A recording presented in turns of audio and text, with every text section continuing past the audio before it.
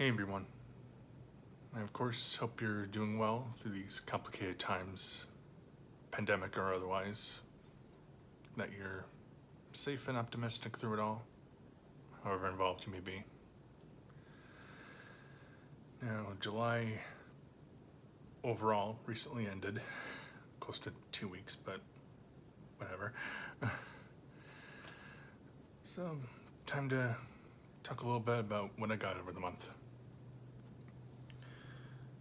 First up, with Barnes & Noble's summer Criterion sale purchases, there is The Human Condition on Blu-ray, directed by Masaki Kobayashi, released from 1959 to 1961. This more than 9-hour emotional epic based on a novel from Junpei Gomikawa, the journey of a Japanese pacifist struggling to endure against the horrors he encounters during World War II, both from his home country and others. An interesting non-physical purchase from Amazon. There is Scott Pilgrim vs. the World original motion picture soundtrack expanded edition, released belatedly as part of the 10th anniversary promotion and events and stuff around the movie. As the full original soundtrack is originally released about 11 years ago, plus I believe 12 additional tracks, like demo versions, alternate recordings. So it's really cool stuff. Still highly enjoy the movie, its music being one of the big elements of that. So looking forward to giving that a listen. More sale purchases, as well as new releases from Criterion. Deep Cover, directed by Bill Duke, released in 1992. This interesting crime thriller about an LA officer encountering the temptations and complexities around infiltrating a drug ring.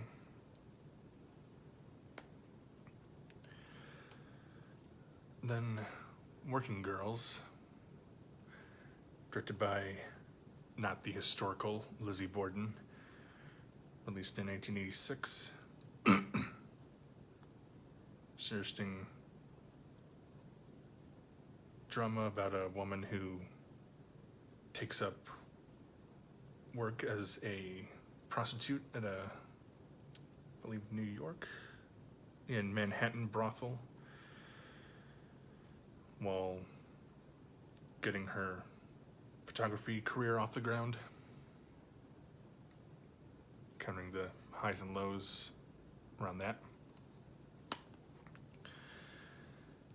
Then a lot tamer of a non-Criterion release, the SpongeBob movie, Sponge on the Run, released, I believe, just earlier this year, late last year. Goofy little adventure with SpongeBob and Patrick trying to free the captured snail Gary from King Poseidon, who's distinct from Neptune in these. I'm expecting a deep, complex family adventure, but at least goofy fun. Probably more towards the vein of the second movie than the first movie.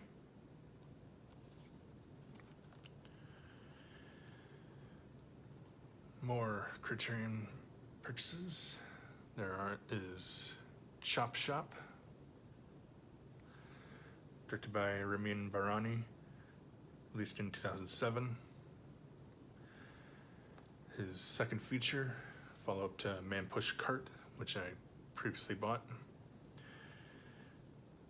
Unrelated, I believe, in like continuity, but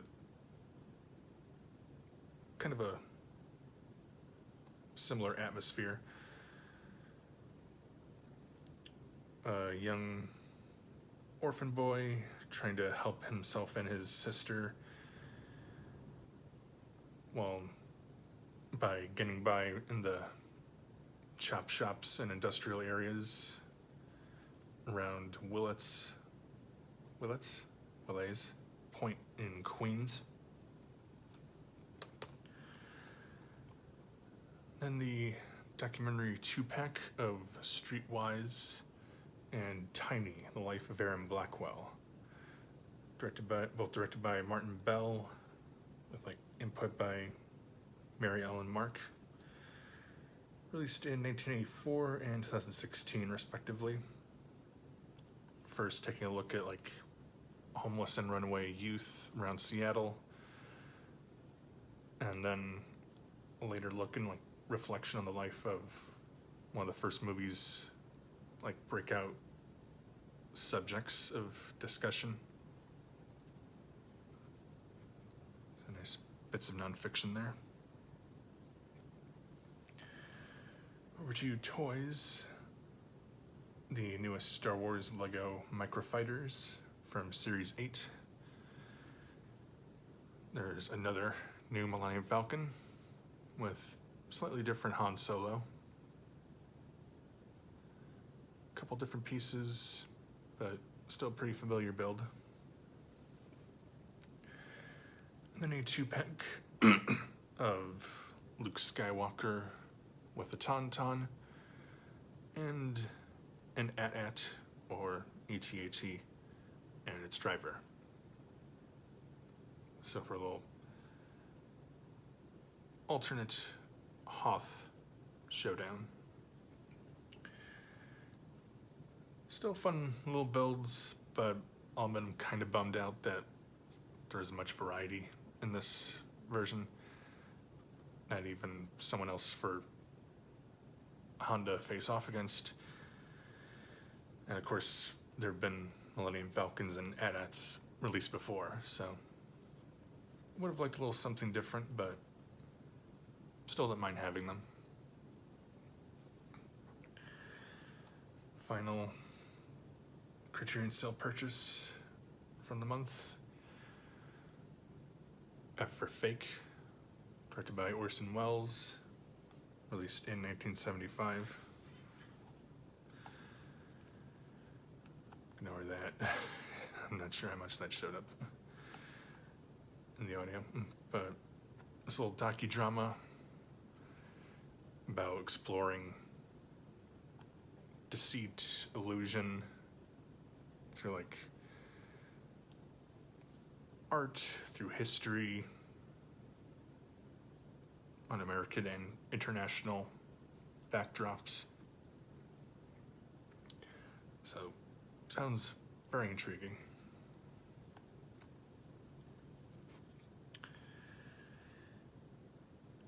And from Stars, there's American Gods, Season 3. I believe the final 10 episodes of the series, based on Neil Gaiman's novel of incarnations of old and new gods in the US,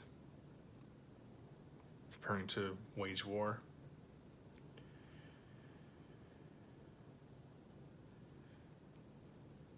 I haven't been following the behind the scenes stuff much, but this is the abrupt ending of it. I feel like there might have been at least one more season out of this, because this part of the story finds the main character's shadow in hiding but discovering secrets in that area as well, while the factions of gods continue to gain strength in their own ways.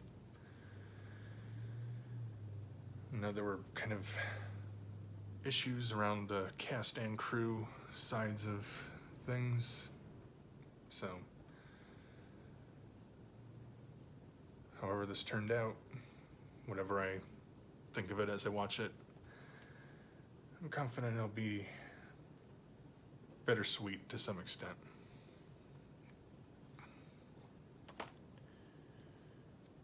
Especially since I really enjoyed the book.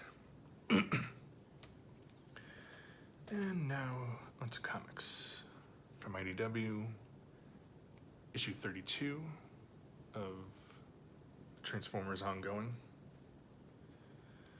Written by Brian Ruckley, art by Anna Melkova and Angel Hernandez. Continuing directly from previous issue, Jumpstream is now struggling to figure out and hopefully return home from this weird alternate Cybertron that has the evil Exarchon as its ruler.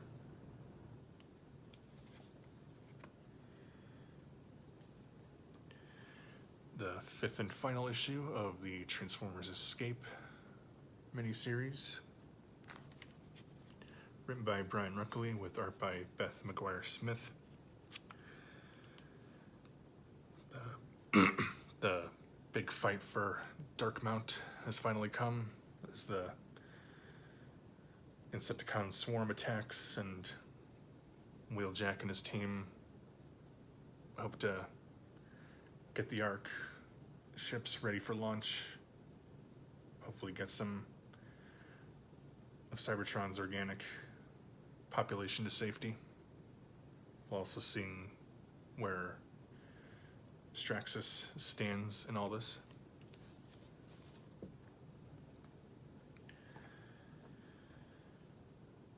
Issue 6 of the Transformers Beast Wars Ongoing. As always, written by Eric Burnham, art by Josh Burcham. The battle outside and inside the Maximal ship Axelon is now underway.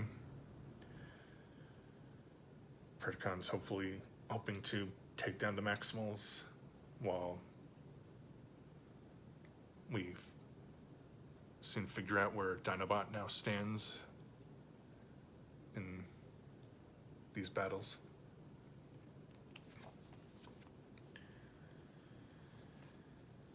Also, the fourth and final issue of the My Little Pony Transformers 2 crossover, Magic of Cybertron. Like all the others, including 2 10-page stories. The Mightiest Dinobot, written by Ian Flynn, art by Casey W. Collar. And Finale, written by James Asmus, art by Jack Lawrence. Featuring Spike and the Dinobots going up against a Sombra-controlled Superion, the Autobot combiner. And then the final battle to hopefully take down Sombra and free all of the Cybertronian and Equestrian citizens he's taken under his thrall.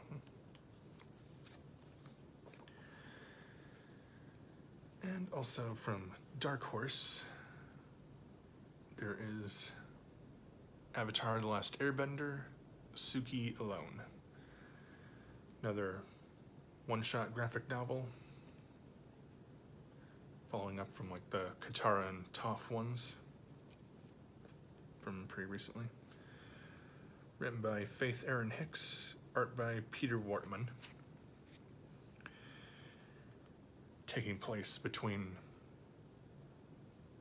Suki's capture alongside her Kyoshi warriors by the Fire Nation, and then being freed from the Boiling Rock prison by Sokka, Zuko, and some other allies that they find along the way. So nicely filling in the story gaps there while showing some nice character development on her end. Yeah, I believe that is everything. Obviously quite a few movies with some TV, some comics, a couple toys, bit of music.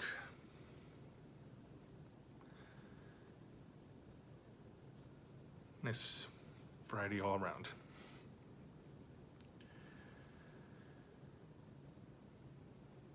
Again, with August, it'll be toned down a little bit, but probably still a mix of expected and unexpected things for me. So yeah, like I said at the beginning, hope you're doing well through all this, with a mix of being careful and looking ahead. So with that, I'll see you in maybe early to mid-September to talk about the August purchases. See you later, folks.